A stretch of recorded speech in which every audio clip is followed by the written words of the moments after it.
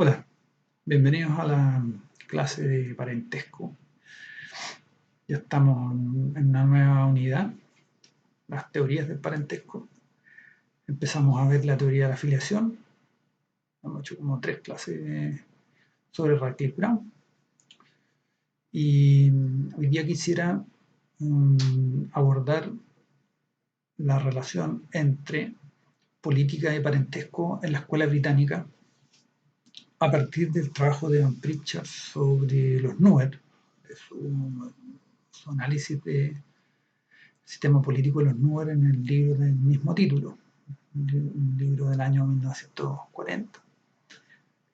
Evan Pritchard tiene un libro y tiene textos sobre el parentesco entre los Nuer, pero lo que me interesa destacar aquí es el tratamiento de los grupos de filiación o de los sistemas de linaje. Entonces, vamos a empezar a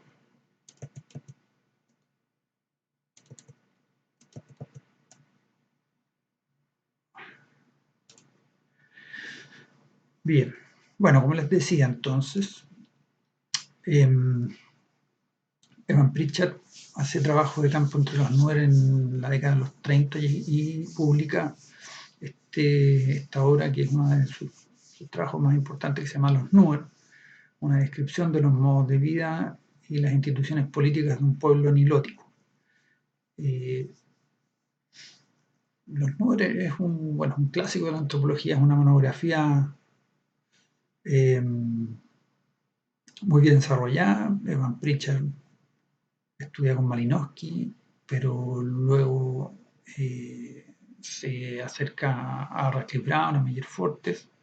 Por lo tanto, tiene una muy buena etnografía combinada con un muy buen análisis estructural de los hechos, ¿no?, etnográfico. Además, Evan Pritchard estudia su formación de base la historia. Por lo tanto, él introduce una visión más interpretativa, más simbólica de los fenómenos y más diacrónica también, o sea, con más importancia a la agencia social tal vez que a la noción de estructura como en Radcliffe Brown. Bueno, los Nuer. Los Nuer son, como dice el título del libro, un pueblo nilótico, es decir, un pueblo que vive a las riberas del río Nilo. Ahí en el mapa se puede ver que los Nuer están desplegados en un territorio que está marcado aquí por las líneas verticales, ¿no?, y está atravesado por el río Nilo y algunos de sus afluentes.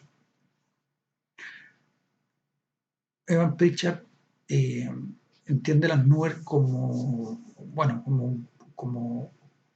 formando parte de una serie de otros pueblos, ¿no?, los pueblos nilóticos, que están los Dinka, los Chiluk, los Anuak, aparecen ahí, siendo los Dinka aquellos con los cuales los Nuer tienen una relación más estrecha, una relación podríamos decir, de hostilidad, ¿no?, con los Dinka, de competencia y de hostilidad. Los Nuer hacen esclavos entre los Dinkas, tienen enfrentamientos con los Dinkas, y es un pueblo bastante parecido, es como el alter ego de los Nuer. Los Nuer no se llaman Nuer, se llaman Nat. Ese es el nombre que ellos se dan a sí mismos. Nuer es el nombre que los Dinkas le dan a los Nuer.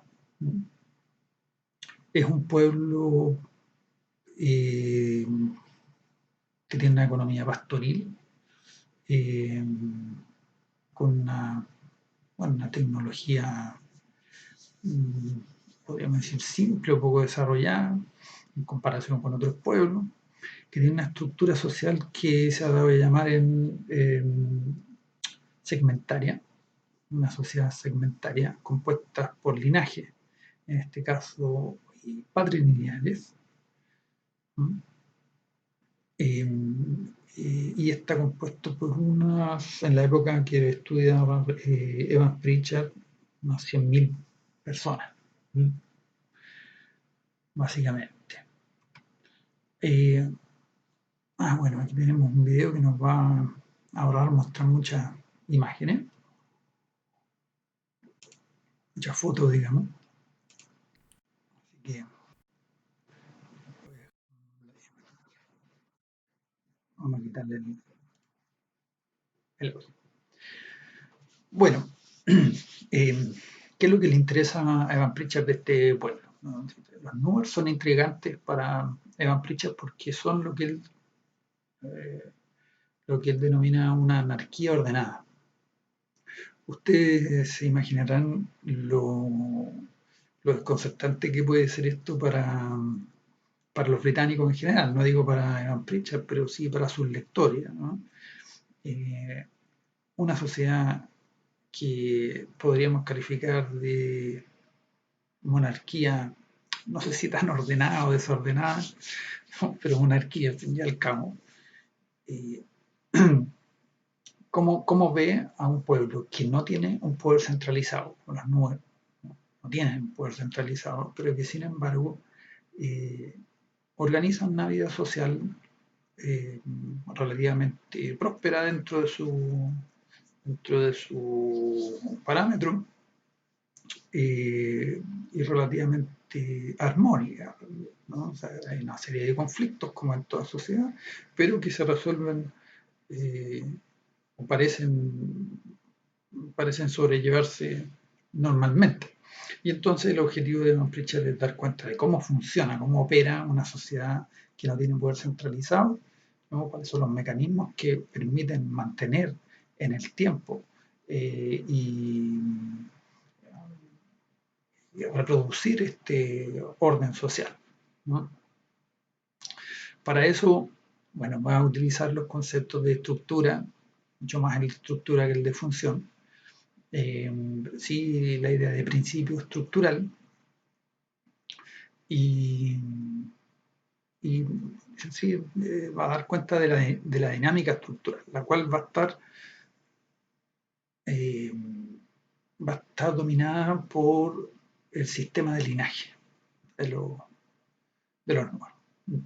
Bueno, lo primero que constata Evans Pritchard, yo no voy aquí a poner todos los elementos del texto, sino que solamente algunos elementos centrales para llegar a una reflexión final sobre la importancia que tienen los grupos de parentesco, los linajes, los clanes en la antropología británica y para esta teoría de la filiación o teoría de los grupos de descendencia, como también se le llama. Bueno, la primera constatación de Van Pritchard es que la morfología social de los nubes está determinada por las estaciones del año. En esta zona hay una estación seca y una estación lluviosa. Como ustedes saben, el río Nilo eh, es famoso por sus crecidas anuales, ¿no? En las épocas de lluvia, el río se desborda, crece y fertiliza la tierra, etc., ¿no? Eso es famoso, todo antropólogo sabe eso porque fue crucial para el desarrollo de las civilizaciones en la media luna fértil. Y entonces, para un pueblo pastoril como este, eso implica que en la estación seca, los poblados que se concentran durante la estación lluviosa se desmembran, ¿no? Y la gente va o recurre a buscar agua a pozos o cerca del río, o sea, lugares donde ellos tradicionalmente van, que pueden ser aquellos que están más cerca de su caserío, pero no necesariamente dentro de su propio distrito. Bueno, entonces hay una diferencia entre la morfología social y la distribución claro, la distribución espacial con el sistema político territorial, ¿no? O sea, el territorio está dividido en distritos, ¿no?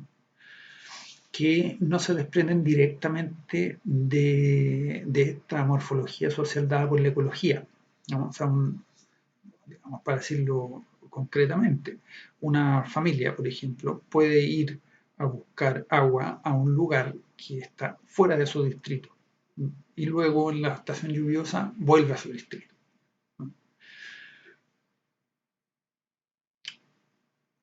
Entonces, para analizar el sistema político, Evan Pritchard no se centra en los aspectos ecológicos de la morfología social, sino en el sistema territorial. Cómo se organiza este sistema territorial y va a descubrir que el sistema territorial se piensa, se concibe y se articula en base a el sistema de linajes, ¿no? O sea, que no hay un lenguaje propio de lo político para nombrar las relaciones políticas, sino que se utiliza el lenguaje del parentesco para dar cuenta de las relaciones político-territoriales. En las dinámicas políticas, las relaciones al interior, entre clanes, entre linajes, al interior de los linajes está dado por las venganzas de sangre, las vendetas. Es decir, cuando una persona perjudica a otra, generalmente tiene que ver con el robo de ganado. Bueno, ahí lo que ocurre es que hay una venganza, o sea, se busca restituir el orden por medio de la venganza. Y hay un jefe que es mediador, que se llama el jefe de la piel de leopardo, que es el que está en la diapositiva anterior. El principio estructural que establece Evan Pritchard para dar cuenta de esta dinámica es lo que llama la distancia estructural, en la cual explica cómo es que los grupos se fusionan, ¿no?, unos con otros y se fisionan o se separan. Los grupos, dice Evan Pritchard, de la sociedad Nuer son virtuales, no son grupos que estén siempre actualizados en el mismo nivel, sino que se unen y se separan dependiendo de las circunstancias. Vamos a explicar esto en detalle a continuación.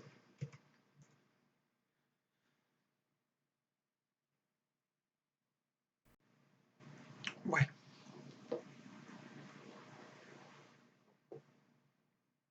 el sistema territorial o el sistema tribal, como llama Evan Pritchard.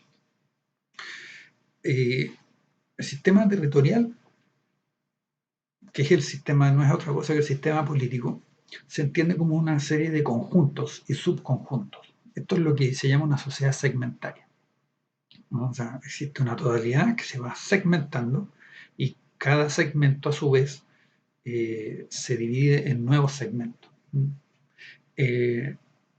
Lo más pequeño es la choza, donde está la familia, ¿no? Luego la heredad, familia externa, el villorrio, la aldea. Después viene el distrito o sección tribal terciaria. Después viene la sección tribal secundaria. Después viene la sección tribal primaria. Después viene ya la tribu. Después vienen las otras tribus Nuer, ¿no? Después ya están todos los Nuer. Después están los Dinka y los otros, Dinka, Chiluka, Anuak. Y después ya está el gobierno colonial. Evan Pritchard, al menos es de los pocos que en los años 40 menciona el gobierno colonial. En general, estas etnografías hacen abstracción del hecho de que estas sociedades están en una situación colonial, una situación de dominación y de explotación, de usurpación, de invasión, ¿no? Es a partir de los años 50 que esto empieza a ser considerado como un elemento central del análisis de la sociedad africana. Pero antes no. O sea, Evan Pritchard llega aquí en los años 30, fines de los años 30, y solo puedo entrar porque han sido pacificados, entre comillas, y que recientemente los Nuer, solo luego de que los británicos bombardearan su ganado, que era un pueblo, digamos, muy difícil de doblegar. Pero cuando ellos vieron que iban a exterminar al ganado, bueno, se sometieron. Eso, bueno, para que ustedes puedan medir la importancia que ellos le dan al ganado. Bien, entonces, como ven ustedes, estos son una serie de círculos concéntricos, porque son conjuntos que tienen subconjuntos, ¿no? O sea, dentro de una heredad hay varias chozas, dentro de un villorrio hay varias heredades, dentro de una aldea pueden haber varios villorrios, dentro de un distrito varias aldeas, y así, ¿no? Nuer es uno nomás, pero tiene varias tribus.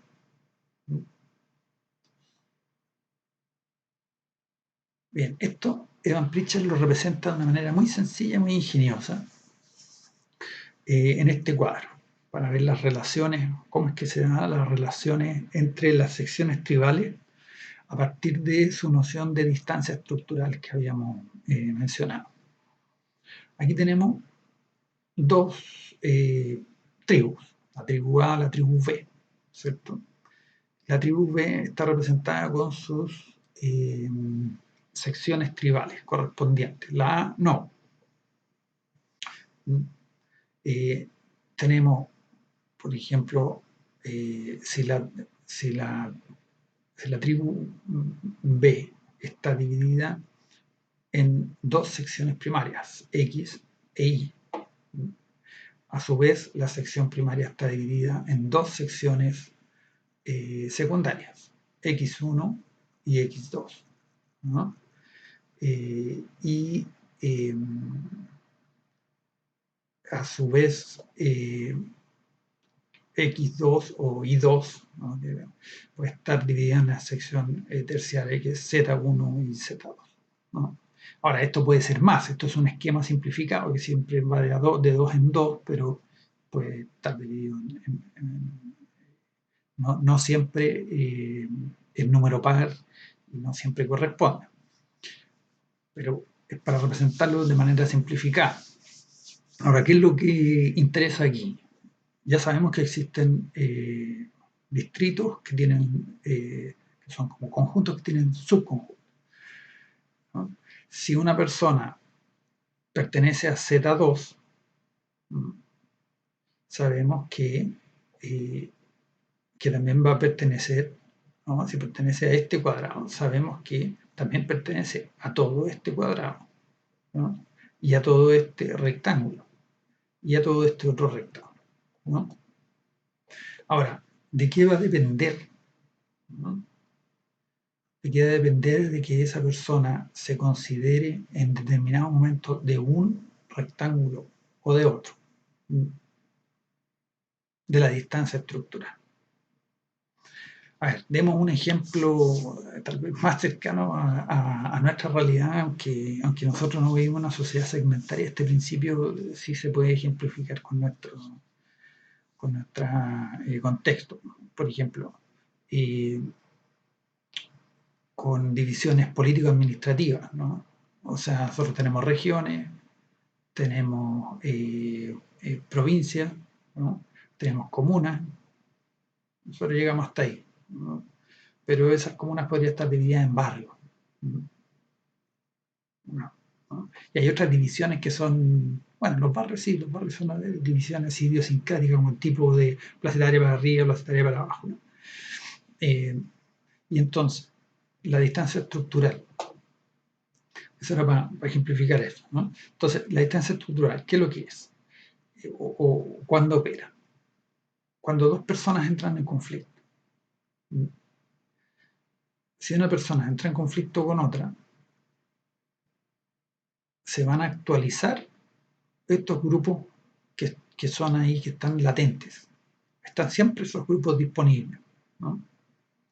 Pero se van a actualizar esos grupos, ¿no? Dependiendo de las personas que entren en conflicto y cuál es la distancia estructural que hay entre ellos. Por ejemplo, si alguien, ¿no?, que está aquí en este cuadro se pelea con alguien de acá, inmediatamente se actualiza el grupo B, ¿no? Hay un conflicto entre los de A y los de B. ¿Por qué? Porque hay un principio en la sociedad de Neuer que dice que los miembros de los grupos deben apoyar a los otros miembros frente a los conflictos que estos tengan.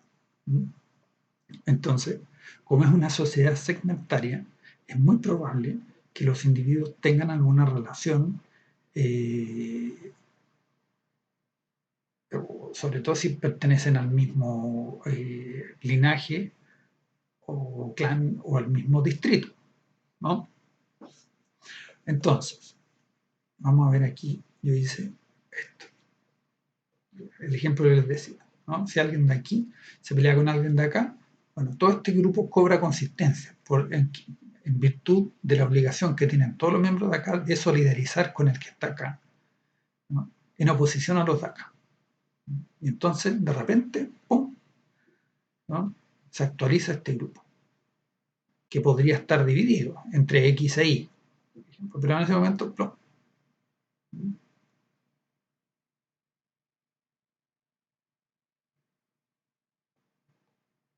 Por ejemplo, aquí está la situación anterior, ¿no? Si alguien de Z2 se pelea con alguien de X1, porque X1 le robó unos animales, ¿no? Entonces, este grupo que estaba unido en oposición a este, se había fusionado, se fisiona, así como los átomos, ¿no? La fisión se separa, ¿no? Inmediatamente se separa, ¿no?, entre X e Y, ¿no? ¿En virtud de qué? De la solidaridad que deben estos miembros. Bueno, luego si alguien de acá se pelea con el de acá, este grupo que está fusionado acá se puede fisionar, ¿no?, entre estos dos, ¿no? Y luego también puede ocurrir con esto. Lo interesante es que estos conflictos pueden ser simultáneos, pueden estar ocurriendo varios conflictos al mismo tiempo, ¿no? Por eso es que Ivan Pritchard dice que esto es un modelo, esta estructura tribal es un modelo que permite actualizar grupos que son virtuales, ¿no?, en base a un principio de distancia estructural y de solidaridad del grupo de linaje, ¿no? También podría ocurrir que A y B se unan en oposición a un invasor exterior, ¿no? Hacemos bien ese tipo de situaciones, ¿no? Me acuerdo, aquí voy a contar una anécdota que no es personal. Fue un trabajo que hizo hace años un estudiante. Él estaba haciendo clases de antropología general, pero era de historia. Y él estaba haciendo una etnografía de una liga de fútbol, ¿no?, una liga de fútbol de barrio.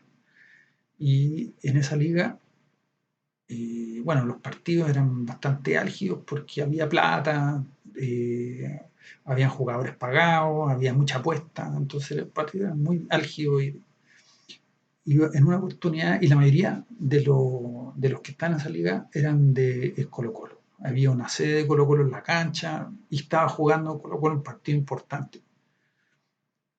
Y dice que de repente se armó una pelea en un partido donde ya se estaba poniendo muy fea la pelea, estaban empezando a sacar cuchillos, pero de repente Colo-Colo mete un gol y toda la gente para de pelear y se empieza a abrazar, ¿no?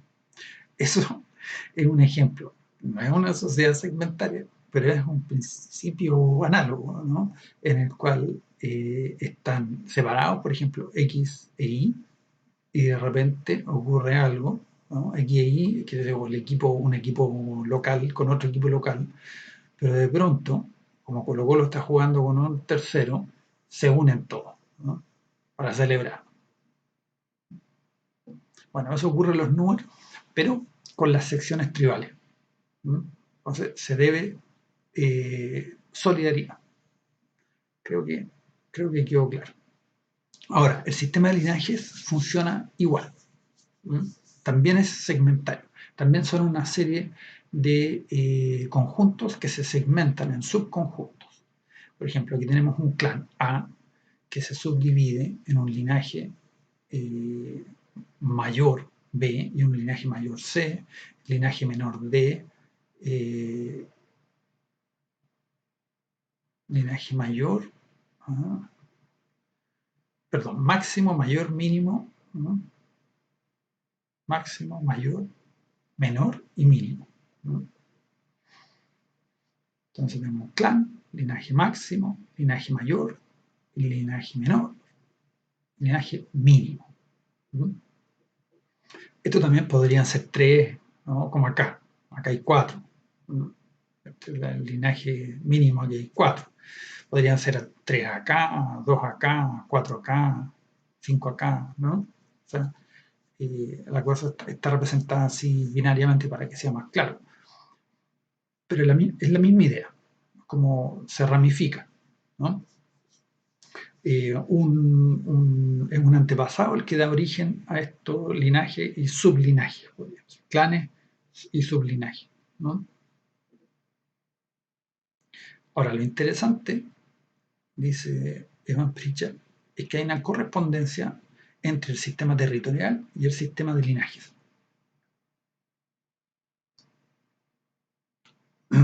El sistema territorial es propiamente el sistema político. El sistema de linajes pertenece a el sistema de parentesco, ¿no? Se construye en base a las normas del parentesco, pero es lo que permite conceptualizar el sistema territorial o político. ¿Cómo? Porque los clanes y los linajes pueden estar en todo el territorio nuevo. Sin embargo, son dominantes en algunos territorios. Supuestamente ahí donde surgieron estos linajes, ¿no? O donde por primera vez llegaron los Nuer, los que llegaron ahí le dieron nombre a esa sección tribal. Entonces las secciones tribales tienen el nombre de los linajes. La tribu tiene el nombre de un clan, a pesar de que dentro de esa tribu hay varios otros clanes, ¿no? Y todos sus sublinajes, pero hay un clan dominante que le da el nombre a esa tribu. Lo mismo ocurre con las secciones tribales, ¿no? La sección tribal primaria corresponde a linajes a máximo, las secciones tribales secundarias a los linajes mayores, las secciones tribales terciarias a los linajes menores, las comunidades de aldea a los linajes menores. Entonces en una aldea pueden haber varios linajes menores, pero solo una le va a dar el nombre a la aldea. Y esas personas, los que pertenecen a ese linaje mínimo, son como una especie de aristócratas, aunque eso no tenga ningún correlato económico ni de poder, pero sí tienen un prestigio en esa aldea. Si ellos viajan a otra aldea, donde ellos no son el linaje mínimo dominante, no van a ser considerados de esa misma forma. Entonces, no sé si me explico, es el sistema de clanes y linajes el que permite nombrar, pensar y articular el sistema territorial. Entonces, a Evan Pritchard le tiene que haber costado mucho, bueno, de hecho él lo dice, ¿no? Y dar cuenta de esto. O sea, es que había mucha confusión antes de que él llegara en la bibliografía que encontró sobre los Nuer, porque resulta que cuando uno le pregunta a un Nuer de qué clan es, puede que le esté respondiendo por una sección tribal, ¿no? O sea, puede que le diga Jinaka, porque vive, ¿no? Donde los Jinaka. Y por lo tanto él es un Jinaka desde el punto de vista político, pero desde el punto de vista de parentesco es de otro grupo, ¿no? Entonces eso etnográficamente es evidentemente es muy difícil de pesquisar, sobre todo porque además te pueden estar respondiendo por el linaje mínimo, menor, mayor o máximo.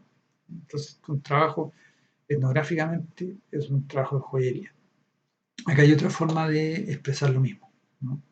Aquí se ve muy bien cómo alguien del linaje mínimo también pertenece al menor, al mayor y al máximo, ¿no? En la medida en que pertenece al linaje máximo, ¿no? Es del mismo grupo que estos de acá. En la medida en que pertenece a este linaje mayor, pero también es de estos de acá, ¿no? Y así, ¿no? Como subconjuntos dentro de un conjunto. Por eso la noción de distancia estructural, ¿no? Yo les decía yo al principio que es relevante que Dan Pritchard haya estudiado historia, ¿no? Que a él le interesa la noción de estructura, pero para dar cuenta cómo es que esto eh, da, permite dar cuenta, permite entender la acción social. En eso es mucho más dinámico que el análisis de Radcliffe Brown, ¿no? Que es más estático, que entiende la estructura como un elemento empírico de la sociedad, no como un modelo para la acción.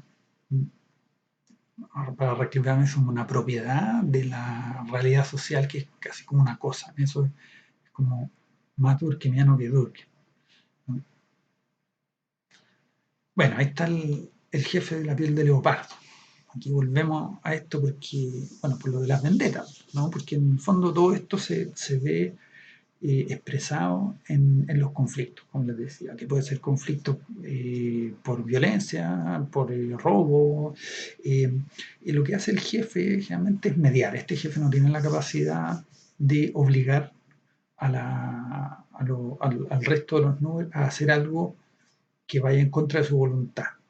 Entonces, el jefe de la piel de leopardo generalmente es una persona bastante hábil para saber por dónde va el consenso y ese es el veredicto que él va a dar.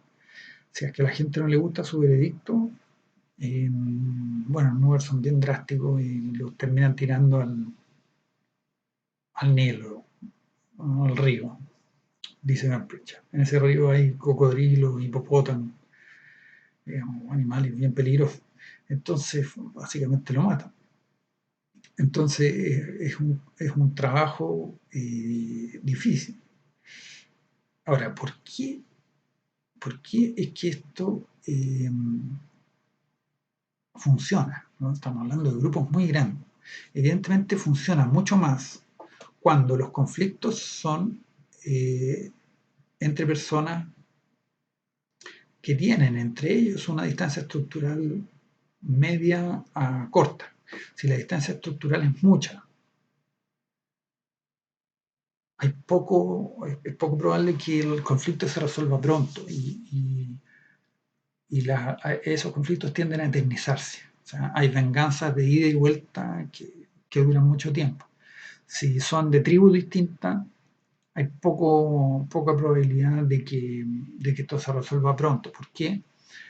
Porque las personas que pertenecen a distritos eh, territoriales muy alejados tienen poca convivencia entre ellos, ¿no? Y por lo tanto tienen pocos intereses en común. Y entonces el interés o la obligación de defender a los suyos es mucho más grande que el mantener la paz con otros que están fuera del grupo. En cambio, si la distancia estructural es menor, eh, por ejemplo, vamos acá, ¿no? O sea, si la pelea es entre A y B, es difícil que se resuelva. Pero si está acá o acá, esta en realidad. Aquí ya, bueno, hay que resolverlo pronto, porque los de este grupo y de este grupo generalmente conviven, hacen su vida juntos, y el conflicto, el tener que separarse para un conflicto, dificulta mucho las cosas. Entonces, ahí el trabajo del jefe de la piel de leopardo es más fácil, ¿no? Entonces, a mayor distancia estructural, más difícil resolver el conflicto. A menor distancia estructural es más fácil, ¿no? Porque todos quieren resolverlo. Bueno, entonces aquí llegamos a un punto que es el que a mí en realidad realmente me interesa abordar. Probablemente este texto lo vean en antropología política después cuando lo haga. Así que a mí lo que me interesa es esta parte, ¿no? Pritchard distingue, ¿no? Distingue entre el sistema de linajes y el parentesco, ¿no? Es que podría ser sorprendente, pero la verdad es que no es el único. Hay varios antropólogos británicos, sobre todo los más estructuralistas o estructural funcionalistas, que lo hacen, ¿no? ¿Por qué? Porque para ellos los linajes o los grupos de parentesco ya van cobrando otro cariz y son instituciones de un carácter mucho más político y económico, ¿no? De partida son grupos, ¿no? Eso sí tienen un carácter estructural porque tienen una consistencia mucho mayor que las redes de parentesco bilaterales que se dan por las familias, ¿no? O sea, por las relaciones de afinidad y de consanguinidad, digamos, tanto por el lado paterno como por el lado materno. Recuerden que los, eh, que los Nuer distinguen entre el But, que es el grupo de filiación patrilineal, y el Mar, que son todos los otros parientes colaterales, ¿no? Y su provisión del incesto no es solo al interior del But, también incluye grados más o menos extendidos de parientes colaterales, ¿no?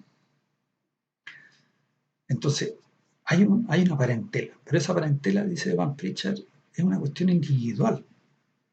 Las familias se arman y se desarman, dependen de la biografía de las personas, no son estructurales, no son estables, ¿no? La parentela tampoco, porque son egocentradas. En cambio, el grupo sí, tiene una consistencia y se autoperpetúa en el tiempo, ¿no? Eh, los grupos son los elementos verdaderamente estructurales y el objeto de estudio de la antropología, digamos, el objeto de estudio privilegiado, ¿no? Estos grupos evidentemente que son los de filiación unilineal, porque la filiación unilineal o dual, que es una forma redoblada de filiación unilineal, son los que permiten establecer grupos de parentesco bien delimitados. La parentela es más difícil establecer grupos de parentesco delimitados. O sea, es la regla cognaticia de filiación, ¿no? Entonces aquí vemos que para Evan Pritchard, como para otros, Meyer Fortes, por ejemplo, el mismo Radcliffe Brown, la filiación, lo que ellos llaman en inglés descent o descendencia, es el principio estructurante fundamental, ¿no? De las sociedades africanas y de las sociedades primitivas en general. O sea, las sociedades basadas en el parentesco, dice estos autores, tienen como principal eje la filiación. Y entonces, ¿cuál es el papel aquí del parentesco bilateral, de la familia, ¿verdad? Es un papel complementario, podríamos decir. ¿Por qué? Porque esta distancia estructural de la que hablábamos, es la facilidad o la dificultad del trabajo del jefe de la piel de leopardo, tiene que ver con la red de parentesco, ¿no? O sea, eh, claro, la distancia y la solidaridad eh, dentro de los linajes segmentarios, dentro de BUT, o sea, dentro del grupo de filiación, ¿no? Pero además de estos grupos, como lo que están articulando estos grupos no son solo los miembros del grupo, sino que son a los que viven en los territorios, en las secciones tribales, ¿no? Por eso está esta correspondencia.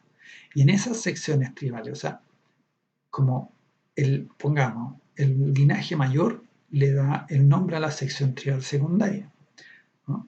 Entonces, si dos secciones tribales secundarias entran en conflicto porque dos individuos, ¿no?, tienen un conflicto, entonces se actualizan esas dos secciones tribales.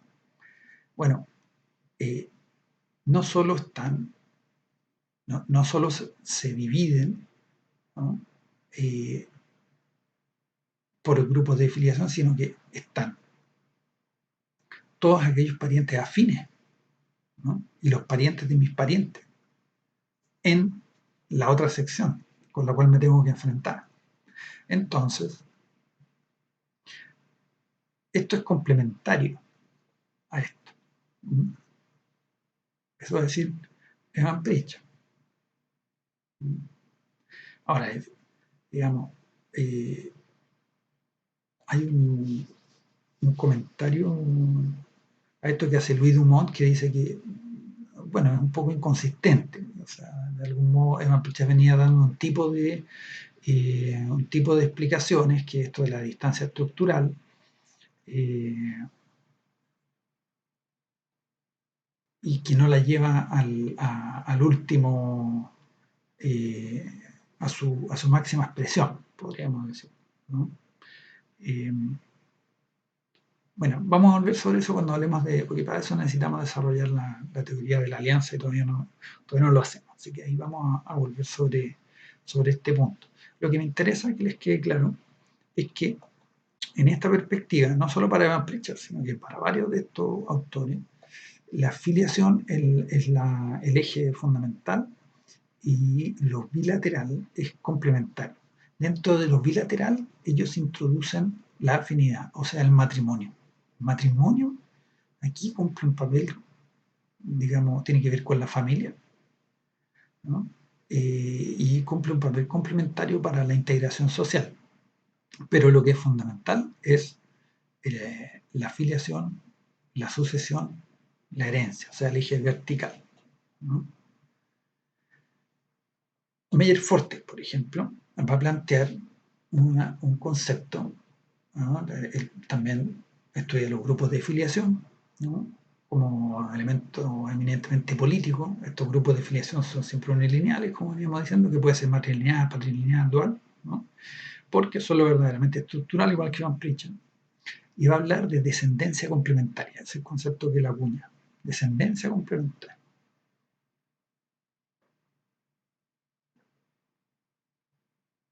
que es un poco redundante, podríamos decir, porque la descendencia siempre es por los dos lados, o sea, si la entendemos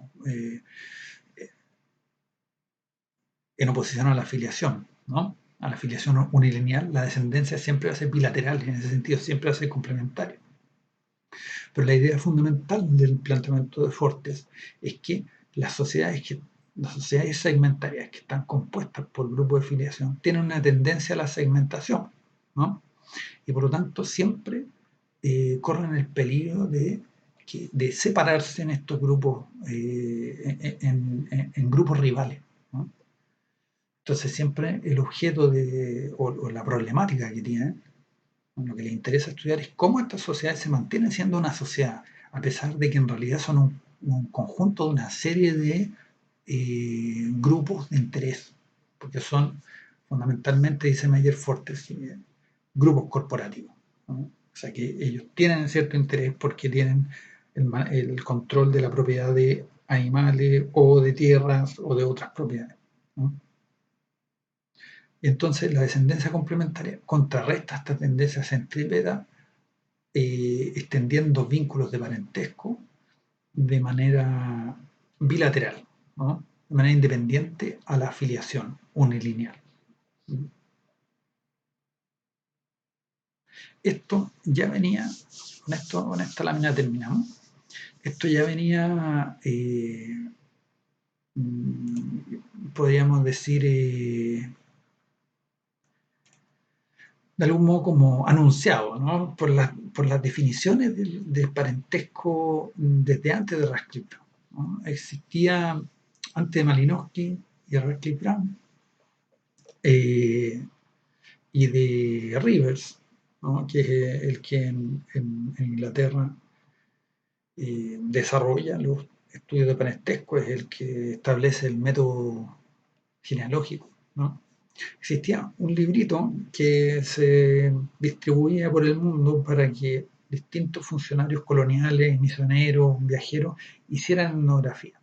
Y se llama Notes and Queries on Anthropology, era un nombre bien largo. Entonces, donde ahí había una serie de definiciones y había un cuestionario para aplicar, ¿no? Entonces, para que los relatos etnográficos le sirvieran más a los antropólogos de gabinete, era como una guía de observación, ¿no? En el Note and Queries hay una definición de lo que es el parentesco, ¿no? Y en esa definición tiene dos momentos. Bueno, primero que habría que decir es que hay problemas de traducción. Kinship en inglés significa, bueno, se traduce por parentesco, pero siempre ellos tienen que decir kinship and affinity o kinship and marriage, que significa parentesco y afinidad. Pero en realidad, kin, que es pariente, es el pariente consanguíneo, pero no es el pariente político. Entonces hay un sesgo en el inglés, ¿no? En sentido de sería consanguinidad y afinidad, ¿no? Entonces, ese es un primer elemento. Entonces, dice la definición, la consanguinidad y la afinidad es un vínculo por matrimonio, paternidad y germandad, ¿no? O sea, aquellos que se unen por matrimonio, aquellos que están unidos por la relación padres e hijos, y aquellos que están unidos por la relación de hermanos, entre hermanos y hermanas y tal, ¿no? Esa es la primera. Pero después, el mismo Naughton dice kinship, o sea, esta consanguinidad, este pariente, puede ser real o putativa. O sea, que ahí ya no es tan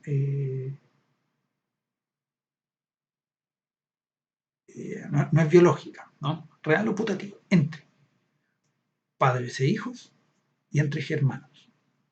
Entonces, aquí ya quedó fuera un elemento, el matrimonio, ¿no?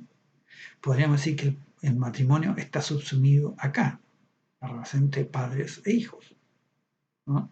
Pero esto es una relación de, nosotros diríamos, filiación, ¿no? O descendencia, ¿no? Luego Radcliffe Brown va a definir kinship, bueno, va a decir lo primero que va a decir, aquí, pues, vamos, es para abreviar, sistema de parentesco, es decir, va a incluir el parentesco y el matrimonio. Él lo aclara y dice ya, y de aquí en adelante voy a hablar de kinship como si fuera parentesco, más matrimonio. Entonces, él dice, el parentesco o se es pariente cuando dos personas son parientes cuando una desciende de la otra o ambas descienden de un antepasado común. Una desciende de la otra, ahí tenemos relación de padres e hijos, o filiación, ¿no? O descendencia, como dicen ellos, y descendencia de un antepasado común, o sea, la relación de germandad. Pero aquí habían tres relaciones. Aquí ya matrimonio queda subsumido acá, ¿no? Y aquí, tanto el matrimonio como la germandad quedan las dos subsumidas en la descendencia. Hay solo un eje. El parentesco finalmente es descendencia. De la descendencia se pueden derivar todas las otras relaciones. En el fondo, podríamos decir que bajo esta definición, el matrimonio o la relación de afinidad está dada por que tienen una descendencia en común, ¿no? Y no es que tengan una descendencia en común porque tienen una relación de afinidad. No, es la descendencia común la que los hace tener esa relación de afinidad, ¿no?